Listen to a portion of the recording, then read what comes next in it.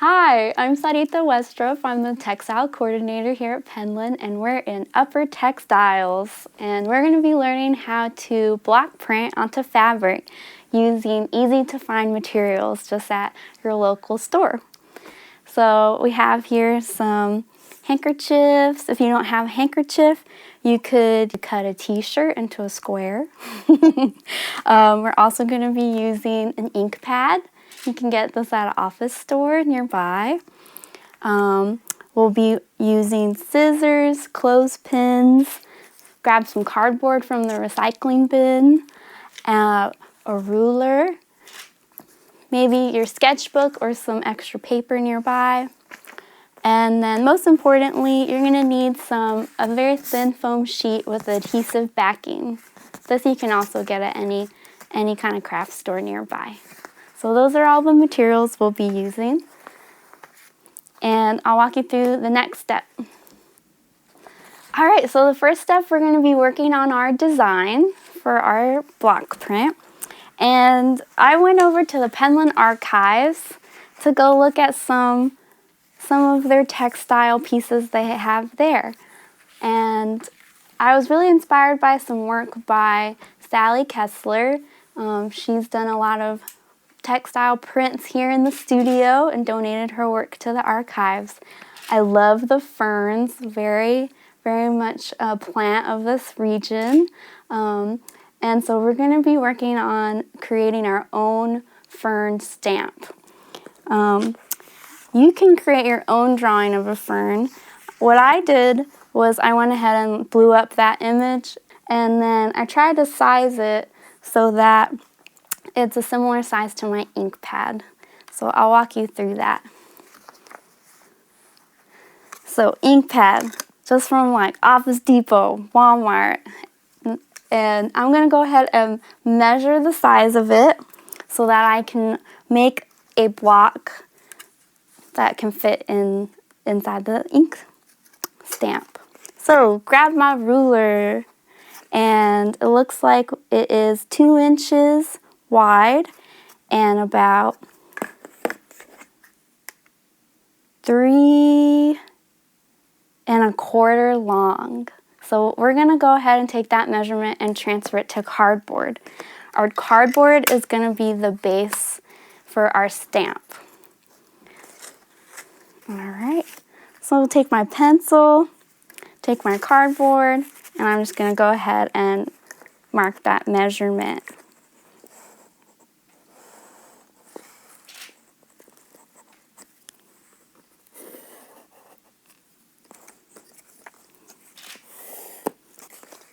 All right, so I'm going to go ahead and cut my block. I'm just going to use scissors. And we're just going to make sure to fit it to the ink pad. Because if it's too big, then you won't get even inking on your stamp. So I went ahead and cut my block out of cardboard with the measurements that we found from our ink pad. I'm just going to double check that it can fit comfortably inside the ink pad. If it can, that's awesome. If it can't, then just kind of give it a little bit of a trim. I'm going to just give it just a tad of a trim here on the side. And that'll be your base. So for our design, we want to make sure that our stamp fits inside of this shape. So I'm going to grab my piece of extra papers, and I'm going to take my stamp base and go ahead and outline it with a pencil. So you just want your design to fit inside the square in here. And I'm going to go ahead and use my images that I'm inspired by for my stamp. So if you don't have an image that you're printing out that's exactly this shape, all you do is just go ahead and you can draw on top of this shape and just kind of work on some sketches. Think about, what do you want your fern to look like? how many leaves do you want it to have? Is it going to be delicate? I would recommend like going for really something simple so it's really easy to transfer, you know, and with really big shapes, as big as you can get it inside of your square. So that's what I would recommend if you're making your own design. All right.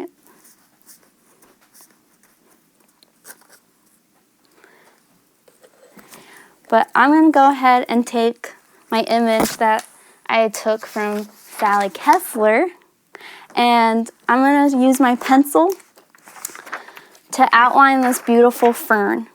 And I'm going to go slow, and I'm just going to outline the edges of this fern's shape all the way around, like I'm a little ant crawling on the edge of the fern leaf all the way around. I recommend going slow so you can follow all of the interesting shapes.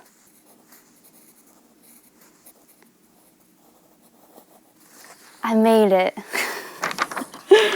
Okay, so we've outlined our shape, and what we're going to do next is we're going to take our foam sheet that has the adhesive backing, and we're going to flip it onto the side that's white.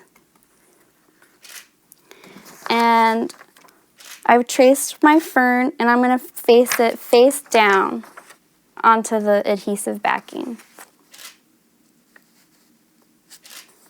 And I can see my outline coming through the back of the page. So I'm going to follow that. And again, I'm going to trace and go slow all the way around. And when you're done, you'll see that your pencil outline will have transferred to the back of the foam sheet page. So I'm going to do that. It'll take me a second.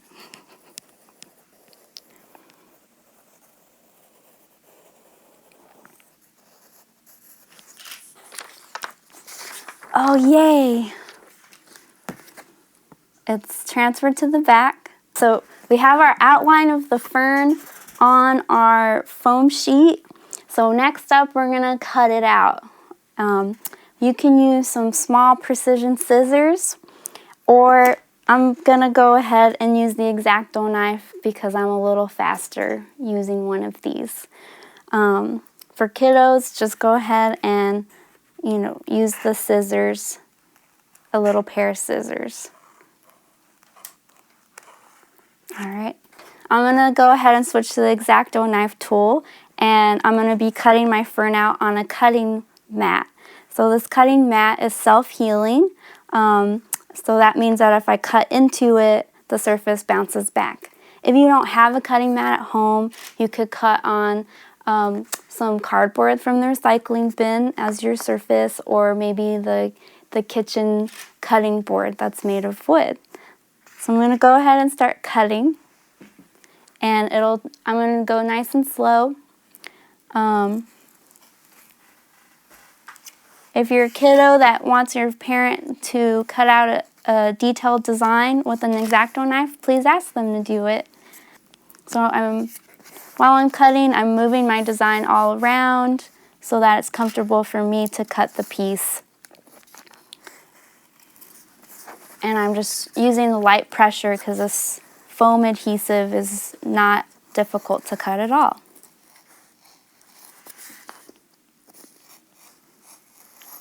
All right, so I'm going to go all the way around, and when I'm finished, we'll have this fern shape cut out, and it's all staying together with that adhesive on the back. And we're going to go ahead and attach it to our cardboard base. All you do is go ahead and take the paper off, and you'll expose the adhesive. It's like a little bit of tape back there. And I'm just going to go ahead and stick it onto my cardboard. Make sure that it fits nicely. I have a little bit of extra there, so I'm going to cut that off.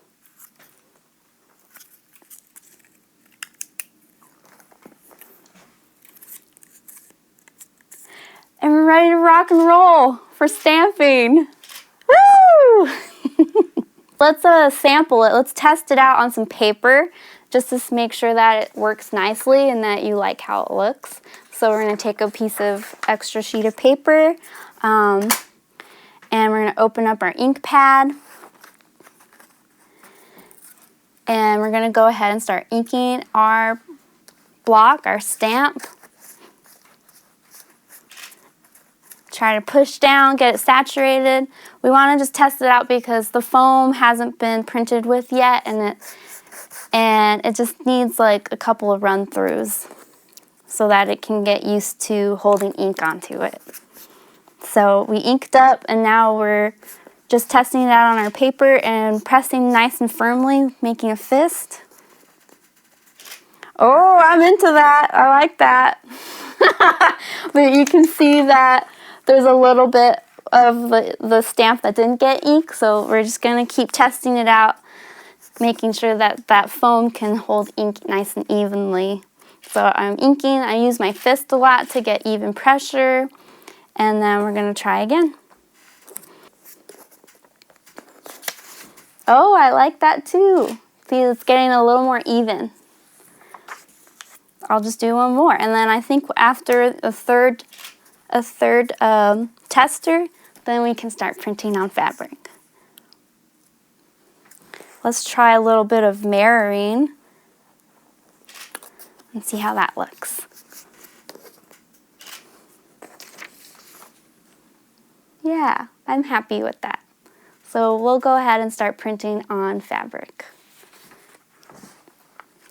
I'm going to grab one of my handkerchiefs. I have this little board, but you could tape your fabric down or just leave it loose on the table. This board you can make out of cardboard from the recycling bin and just cut it to the size of your handkerchief. And then we can go ahead and clip it down with some clothespins. And that just helps to keep your fabric from becoming lifted when we print. So now I can run away with this anywhere around the house. It's nice and portable. So I'm just trying to flatten the fabric a little bit. Make sure it's nice and flat while I print. And we're gonna use our ruler just to kind of give us an idea of where we're gonna start. So we remember our stamp is 2 inches and then 3 1/4. And I think what I want to do is make a design that's mirrored like this, and maybe do a fern and then mirrored, a fern and then mirrored, and we'll do that along the surface of the handkerchief. But you can go rogue, you can go random, you can do whatever you want, but I'm just going to show you one little technique that you can take home and try to use. All right, so my stamp, I want to try to start it right at the very corner of my handkerchief on the left-hand corner. If your clothespins feel like they're in the way, you can always just move them around. All right, so I'm gonna make my very first print on the handkerchief. Whoa! And then ink up.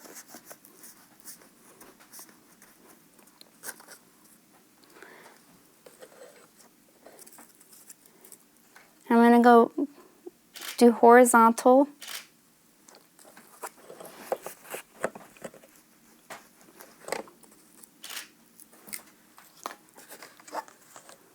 Our first block print, and then now I'm going to mirror it and then keep moving in that way.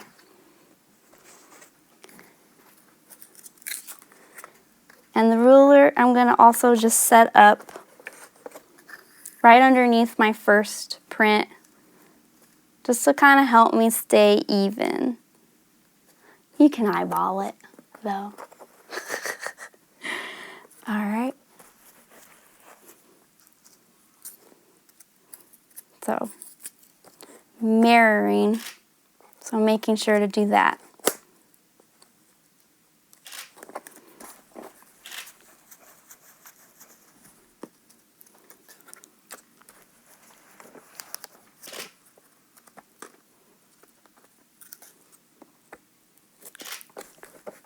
All right. And we'll almost finish our first row.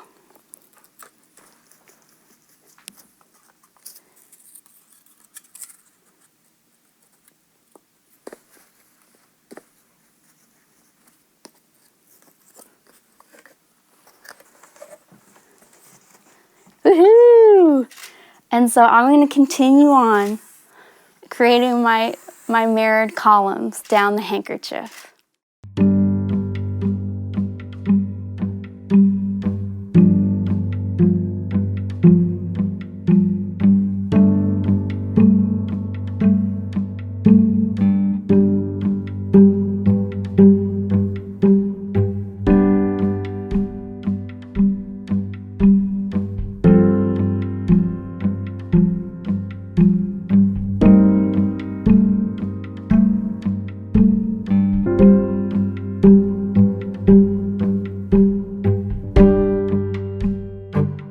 We made it to the end. So we have our mirrored ferns, and this process took about 10 minutes for me to complete. We used the ink pad, and so this cloth, it's so beautiful. It's gonna hang on our wall since it can't be washed. So maybe you could thumbtack it to your wall in your bedroom. And if you don't have fabric, you can totally do this entire process on a nice large piece of paper, or maybe you can tape a bunch of pieces of paper together. We printed it with a black ink, but you can use any ink pad color that you can find at the store. So this guy that I got at Office Depot also not only comes with black, but also comes with business red. But you can find ink pads in green, neon pink, find the color that speaks to you. There's so many options for translating this block printing technique into a final artwork. So, thank you so much for joining me, and I hope you all had fun creating your block printed fern piece.